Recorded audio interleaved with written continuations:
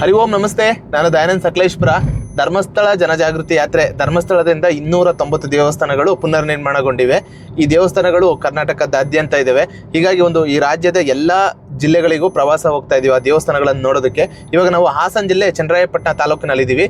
ಇಲ್ಲಿ ಸಂತೆ ಶಿವಾರ ಅಂತ ಒಂದು ಗ್ರಾಮದಲ್ಲಿ ಈಶ್ವರ ದೇವಸ್ಥಾನ ಜೀರ್ಣೋದ್ಧಾರ ಆಗಿದೆ. ಅದು ನೋಡ್ಲಿಕ್ಕೆ ಅಂತ ಹೋಗ್ತಾ ಇದ್ದೇವೆ. ಬನ್ನಿ ತೋರಿಸ್ತೇವೆ ದೇವಸ್ಥಾನ ಮುಂಚೆ ಹೇಗಿತ್ತು ಈಗ ಹೇಗಿದೆ ಅಂತ. ನಾವಿವಾಗ ಸಂತೆ ಶಿವಾರಕ್ಕೆ ಬಂದ್ವಿ. ಇಲ್ಲಿನ ಮಲ್ಲೇಶ್ವರ ದೇವಸ್ಥಾನ. ಬನ್ನಿ, ಇದೇ ದೇವಸ್ಥಾನ. ಈ ದೇವಸ್ಥಾನ ಬಂದು ಕೆರೆ ಏರಿನಲ್ಲಿದೆ. ಒಂದು 3 ಸುತ್ತೂ ಕೆರೆ ಇದೆ. ಒಂದು ಕಡೆ ಮಾತ್ರ ಹಳ್ಳಿ ಇದೆ. ಹಳ್ಳಿಯ ಒಂದು ಬದಿನಲ್ಲಿ ಈ ದೇವಸ್ಥಾನ ಇದೆ. ನಾವು ಒಳಗಡೆ ಬಂದು ನೋಡುತ್ತಾ ಇದ್ದಂಗೆ ಗೊತ್ತಾಗ್ತದೆ ಈ ದೇವಸ್ಥಾನ ಅಷ್ಟೊಂದು ಶುಚಿಯಾಗಿ ಇಟ್ಕೊಂಡಿಲ್ಲ ಇಲ್ಲಿನ ಗ್ರಾಮಸ್ಥರು. ತುಂಬ ಚಿಕ್ಕದಾದ ದೇವಸ್ಥಾನ, ಬಟ್ ಪೂಜೆಗಳಾಗಿದೆ. ಕಾರ್ತಿಕ ಮಾಸ ಆಗಿರೋದ್ರಿಂದ ಇಲ್ಲಿನ ಊರನ್ನ ಕೇಳಿದ್ವಿ, ಕೀ ಇಲ್ಲ ಅಂತ ಹೇಳಿದ್ರು. ದರ್ಶನ ಮಾಡುವಂಥ ಪ್ರಯತ್ನವನ್ನು ನಾನು ಮಾಡ್ತಿದ್ದೇನೆ, ಬಟ್ ಇಲ್ಲ. ಇಲ್ಲಿನ ಶಿಲಾಶಾಸನ ಕೂಡ ಇಲ್ಲ, ನೋಡ್ಬೋದು ಮೇಲ್ಗಡೆ. ಬನ್ನಿ ಒಂದು ಪ್ರದಕ್ಷಿಣೆಯನ್ನು ಹಾಕಿ ಬರೋಣ. ದೇವಸ್ಥಾನ ಸುತ್ತ ಕಾಂಪೌಂಡ್ ಕೂಡ ಇಲ್ಲ. ಹಾಗಾಗಿ ಕಾಂಪೌಂಡ್ ಇದೆ, ಅದು ಮುಚ್ಚೋಗಿದೆ. ಗಿಡಗಳೆಲ್ಲ ಬೆಳ್ಕೊಂಡು ನೋಡ್ಬೋದು. ಇಲ್ಲಿ ಹಾಕಿರೋಂಥ ಕಲ್ಲುಗಳಲ್ಲೂ ಕೂಡ ಗಿಡಗಳು ಬೆಳ್ಕೊಂಡು ಮುಂದೆ ಹೋಗೋಕ್ಕಾಗಲ್ಲ ನಾವು ಅನ್ನಿಸ್ತಾ ಇದೆ. ಈ ದೇವಸ್ಥಾನದಲ್ಲಿ ನಾವು ವಿಮಾನ ಗೋಪುರವನ್ನು ನೋಡ್ಬೋದು. ತುಂಬ ಹಳೇದಾದಂಥದ್ದು ಕಲ್ಲನ್ನು ಹಾಗೆ ಇಟ್ಟು ಪುನರ್ ನಿರ್ಮಾಣವನ್ನು ಮಾಡಿದ್ದಾರೆ. ಮುನ್ಗಡೆ ಮಾತ್ರ ಹೊಸದಾಗಿ ಸಿಮೆಂಟಲ್ಲಿ ಹಾಕಿ ಹೊಸದಾಗಿ ಮಾಡಿದ್ದಾರೆ. ಹಾಗೆ ನೋಡೋಣ, ಕೆರೆ ಅಂತ ಹೇಳಿದೆ ನಾವು, ಮುಂದ್ಗಡೆ ನೋಡ್ಬೋದು. ಕೆರೆ ತುಂಬ ಚೆನ್ನಾಗಿದೆ. ಮಳೆ ಬಂದಿರೋದ್ರಿಂದ ನೀರೆಲ್ಲ ತುಂಬಿದೆ. ಬನ್ನಿ, ಸಾಧ್ಯ ಆದರೆ ಹಿಂದೆ ಹೋಗುವಂಥ ಕೆಲಸ ನಾನು ಮಾಡ್ತೇನೆ. ನೋಡ್ತಾ ಇರ್ಬೋದು. ಅಪ್ಪ, ಮುಳುಚಿತ್ತು ಹುಳ್ಳು ಅಂತ ಅನ್ಕೊಂಡು. ಪೂರ್ತಿಯಾಗಿ ಕಾಡು ಬೆಳೆದ್ಬಿಟ್ಟಿದೆ ಈ ದೇವಸ್ಥಾನ. ತುಂಬ ಕೆಲವು ಟೆಂಪಲ್ಗಳಲ್ಲಿ ನಮ್ಗೆ ಈ ಥರ ದೇವಸ್ಥಾನಗಳು ಸಿಗ್ತವೆ. ಒಂದು ಕಡೆ ಬೇಸರ ಆದರೆ ಮತ್ತೊಂದು ಕಡೆ ಟೆಂಪಲನ್ನು ನೋಡಿ ಖುಷಿ ಆಗುತ್ತೆ. ಬಟ್ ನೋಡೋಣ, ಈಗ ಬೇಸರ ಆಗಿದೆ. ಮುಂದಿನ ಟೆಂಪಲ್ಲು ನಮಗೆ ಖುಷಿ ಕೊಡುತ್ತೆ ಅಂತ ಒಂದು ಹೋಪಲ್ಲಿ ಮುಂದಿನ ಟೆಂಪಲ್ಗೆ ಹೋಗ್ತಾ ಇದ್ದೀವಿ. ಬನ್ನಿ ನೋಡೋಣ ಮುಂದಿನ ದೇವಸ್ಥಾನ ಹೇಗಿದೆ ಅಂತ ಹೇಳ್ಬಿಟ್ಟು. ನಾವಿವಾಗ ಚನ್ನರಾಯಪಟ್ಟಣದಲ್ಲಿ ಒಂದು ಗ್ರಾಮಕ್ಕೆ ಬಂದಿದ್ದೀವಿ. ಬಿದಿರೆ ಅಂತ ಈ ಗ್ರಾಮದ ಹೆಸರು. ಇದು ನಮ್ಮ ಯಾತ್ರೆಯಲ್ಲಿ 120ನೇ ಕ್ಷೇತ್ರ. ಇಲ್ಲಿನ ದೇವರು ಕರುಗಲಿಂಗೇಶ್ವರ ಅಂತ ಹೇಳ್ಬಿಟ್ಟು ಈಶ್ವರದ ಗುಡಿ. ನೀವು ನೋಡ್ತಾ ಇರ್ಬೋದು, ಇದೇ ದೇವಸ್ಥಾನ, ಇದೇ ಜೀರ್ಣೋದ್ಧಾರ ಆಗಿರುವಂಥದ್ದು. ಹಾಗೆ ನಾನೀಗ ಹಳೆ ಫೋಟೋನ ಹಾಕ್ತಾ ಇದ್ದೀನಿ. ನೀವು ನೋಡ್ತಾ ಇದ್ದೀರಾ ಹಳೆ ಫೋಟೋದಲ್ಲಿ ಹೇಗಿದೆ ದೇವಸ್ಥಾನ ಅಂತ. ಆದರೆ ಮುಂಭಾಗ ಹೀಗೆ ಇದೆ, ಹಿಂಭಾಗ ಪೂರ್ತಿ ಬಿದ್ದೋಗಿದೆ. ಮತ್ತು ಈ ದೇವಸ್ಥಾನದಲ್ಲಿ ಸ್ವಲ್ಪ ಶಿಲ್ಪಕಲೆಯ ಕೆತ್ತನೆಗಳನ್ನು ಕೂಡ ನಾವು ಕಾಣ್ಬೋದು. ಈ ರೀತಿ ಚಕ್ರದ ಆಕಾರದ ಕೆತ್ತನೆಗಳನ್ನು ನಾವು ಕಾಣ್ಬೋದು. ದೇವಸ್ಥಾನ ಬಾಗಿಲು ಹಾಕಿದೆ. ನಾವು ಬಂದಿರೋದು ಮಧ್ಯಾಹ್ನ ಸಮಯ ಆಗಿರೋದ್ರಿಂದ ದೇವಸ್ಥಾನದ ಬಾಗಿಲನ್ನು ಹಾಕಿದೆ. ಹಾಗೆ ದೇವಸ್ಥಾನದ ಮುಂಭಾಗದಲ್ಲಿ ಬಾಗಿಲು ಎಷ್ಟು ಚಿಕ್ಕದಾಗಿದೆ ಅಂತ ನಾವು ಕಾಣ್ಬೋದು. ಅತಿ ಚಿಕ್ಕದಾದ ಮತ್ತು ಕಲ್ಲಿನಿಂದಲೇ ಪೂರ್ತಿಯಾಗಿ ನಿರ್ಮಾಣಪಟ್ಟ ದೇವಸ್ಥಾನ ಇದು. ಹಾಗೆ ದೇವಸ್ಥಾನದ ಬಲಬದಿಯಲ್ಲಿ ನೋಡ್ಬೋದು, ಒಂದು ಎತ್ತರವಾದ ಒಂದು ಶಿಲಾಶಾಸನ ಇದೆ. ತುಂಬ ಇಷ್ಟು ಎತ್ತರದ ಶಿಲಾಶಾಸನ ನಾವು ನೋಡಿರಲಿಲ್ಲ ಇದುವರೆಗೂ. ನೋಡ್ಬೋದು, ಹಳೆಗನ್ನಡದಲ್ಲಿದೆ. ಈ ದೇವಸ್ಥಾನದ ಇತಿಹಾಸ, ಇದರ ಇತಿಹಾಸ, ಯಾರು ಕಟ್ಟಿಸಿದ್ದು, ಯಾವುದಕ್ಕೋಸ್ಕರ ಕಟ್ಟಿಸಿದ್ದು ಎಲ್ಲ ಇರುತ್ತೆ. ಬನ್ನಿ ದೇವಸ್ಥಾನದ ಒಂದು ಪ್ರದಕ್ಷಿಣೆಯನ್ನು ಹಾಕಿ ಬರೋಣ.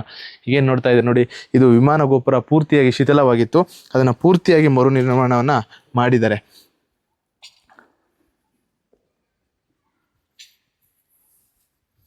ದೇವಸ್ಥಾನದ ಪಕ್ಕದಲ್ಲಿ ಶಾಲೆ ಇದೆ ನೋಡಿ, ಸರ್ಕಾರಿ ಹಿರಿಯ ಪ್ರಾಥಮಿಕ ಶಾಲೆ. ಹಾಗೆ ನಾವು ಹಿಂಬದಿ ಫೋಟೋವನ್ನು ನೋಡ್ಬೋದು. ಇದು ಪೂರ್ತಿ ಬಿದ್ದೋಗಿತ್ತು, ಗೋಡೆಗಳು ಕಲ್ಲೆಲ್ಲ ಬಿದ್ದೋಗಿತ್ತು. ಅದನ್ನು ಪೂರ್ತಿಯಾಗಿ ಹೊರ ತೆಗೆದು ಮತ್ತೆ ಹೊಸದಾಗಿ ಜೋಡಿಸಲಾಗಿದೆ. ಹಾಗೆ ಆ ವಿಮಾನ ಗೋಪುರ ಆಗಲೇ ಹೇಳಿದಾಗೆ ಅದನ್ನು ಕೂಡ ಹೊಸದಾಗಿ ಕಟ್ಟಲಾಗಿದೆ. ನೋಡ್ಬೋದು, ಇಲ್ಲಿ ಹೂವಿನ ರೀತಿಯ ಕೆತ್ತನೆಗಳನ್ನು ನಾವು ಕಾಣ್ಬೋದು. ಎಷ್ಟು ಸೂಕ್ಷ್ಮದ, ಎಷ್ಟು ಚೆನ್ನಾಗಿದೆ ನೋಡಿ ಈ ಕೆತ್ತನೆ, ಒಂದು ಕಮಲದ ಆಕೃತಿನಲ್ಲಿ. ಈ ಕಲ್ಲುಗಳನ್ನು ಮುಟ್ತಾ ಇದ್ರೆ ತುಂಬ ಶೀತಲಮಯವಾಗಿದೆ, ತಣ್ಣಗಿದೆ. ಇಲ್ಲಿ ಕೂಡ ನೋಡ್ಬೋದು, ತುಂಬ ಚೆನ್ನಾಗಿದೆ ಕೆತ್ತನೆಗಳು. ಇದು ಹಾಸನದಲ್ಲೇ ಇರೋದ್ರಿಂದ ಹೊಯ್ಸಳರು ತುಂಬ ದೇವಸ್ಥಾನಗಳನ್ನು ಮಾಡಿದ್ದಾರೆ. ಹಾಸನದ ಸುತ್ತಮುತ್ತ ತುಂಬ ದೇವಸ್ಥಾನಗಳಾಗಿದೆ. ಹಾಗೆಯೇ ಧರ್ಮಸ್ಥಳದಿಂದ ಕೂಡ ಹಾಸನದಲ್ಲಿ ಒಟ್ಟು 51 ದೇವಸ್ಥಾನಗಳು ಜೀರ್ಣೋದ್ಧಾರ ಆಗಿದೆ. ನೋಡ್ಬೋದು, ಇದು ಕೂಡ ತುಂಬ ಸುಂದರದ ಕೆತ್ತನೆಯಿಂದ ಇದೆ. ಹಾಗೆ ದೇವಸ್ಥಾನದ ಇನ್ನೊಂದು ಬದಿಯಲ್ಲಿ ಒಂದು ಕೆರೆ ಕೂಡ ಇದೆ, ಊರಿನ ಕೆರೆ ಕೂಡ ಇದೆ. ತುಂಬ ಚೆನ್ನಾಗಿದೆ ದೇವಸ್ಥಾನ, ಚೆನ್ನಾಗಿ ಇಟ್ಕೊಂಡಿದ್ದಾರೆ. ಸುತ್ತ ನಾವು ನೋಡ್ಬೋದು. ನಾನು ಆಗಲೇ ಹೇಳಿದಾಗೆ ಹಳೆ ವಿಡಿಯೋದಲ್ಲಿ ಈ ದೇವಸ್ಥಾನ ಖುಷಿ ಕೊಡುತ್ತೆ ಅಂತ ಹೇಳಿದೆ. ಖಂಡಿತ ನೋಡಿದಾಗ ಖುಷಿ ಆಯಿತು. ಇಲ್ಲೇ ಬೋರ್ಡ್ ಕೂಡ ಹಾಕಿದ್ದಾರೆ, ಬಿದಿರೆ ಗ್ರಾಮ ಧಾರ್ಮಿಕ ದತ್ತಿ ಇಲಾಖೆ, ಅಂದರೆ ಕರ್ನಾಟಕ ಸರ್ಕಾರಕ್ಕೆ ಸೇರಿದೆ ಇದು. ಧಾರ್ಮಿಕ ದತ್ತಿ ಇಲಾಖೆ, ಮುಜರಾಯಿ ಇಲಾಖೆಗೆ ಈ ದೇವಸ್ಥಾನ ಸೇರ್ಕೊಂಡಿದೆ. ಯಾರ್ಯಾರು ವಿಡಿಯೋ ನೋಡ್ತಿದ್ದೀರಾ ದಯವಿಟ್ಟು ಶೇರ್ ಮಾಡಿ. ತುಂಬ ಜನಕ್ಕೆ ತಿಳಿಲಿ ಧರ್ಮಸ್ಥಳದಿಂದ ಏನೇನು ವಿಡಿಯೋಗಳು, ಎಲ್ಲೆಲ್ಲಿ ದೇವಸ್ಥಾನಗಳು ಪುನರ್ನಿರ್ಮಾಣ ಆಗಿದೆ ಅಂತ ಹೇಳ್ಬಿಟ್ಟು. ಹಾಗೆ ಮುಂದಿನ ವಿಡಿಯೋದಲ್ಲಿ ಸಿಗೋಣ. ಧನ್ಯವಾದ. ನಾವೀಗ ಚೋಳೇನಹಳ್ಳಿಗೆ ಬಂದ್ವಿ. ಇಲ್ಲಿ ನಾವು ನೋಡ್ಬೋದು, ಹಾಲು ಉತ್ಪಾದಕರ ಸಂಘ ಇದೆ. ಇದಕ್ಕೆ ಶ್ರೀ ಕ್ಷೇತ್ರ ಧರ್ಮಸ್ಥಳ ಗ್ರಾಮಾಭಿವೃದ್ಧಿ ಯೋಜನೆಯಿಂದ 1 ಲಕ್ಷ ರೂಪಾಯಿ ಕಟ್ಟೋದಕ್ಕೆ ದಾನವನ್ನು ಕೊಟ್ಟಿರ್ತಾರೆ. ಹಾಗೆ ಕಟ್ಟಡ ಉದ್ಘಾಟನೆಗೆ ಡಾಕ್ಟರ್ ವೀರೇಂದ್ರ ಹೆಗ್ಡೆ ಅವರೇ ಬಂದಿರ್ತಾರೆ. ನಾವು ನೋಡ್ಬೋದು ಶಿಲಾಶಾಸನವನ್ನು ಹಾಕಿದ್ದಾರೆ. ಹಾಗೇನೆ ಇದ್ರ ಪಕ್ಕದಲ್ಲೇ ನಾವು ನೋಡ್ಬೋದು ಶುದ್ಧ ಗಂಗಾ ಅಂತ ಹೇಳ್ಬಿಟ್ಟು, ಇದು ಆಲ್ರೆಡಿ ಹಳೆ ವಿಡಿಯೋದಲ್ಲಿ ನಾವು ತೋರಿಸಿದ್ವಿ. ಅಂದರೆ ಧರ್ಮಸ್ಥಳದಿಂದನೇ ಕುಡಿಯೋ ನೀರಿಗೆ ಒಂದು ಫಿಲ್ಟರ್ ಹಾಕೊಡುವಂಥದ್ದು.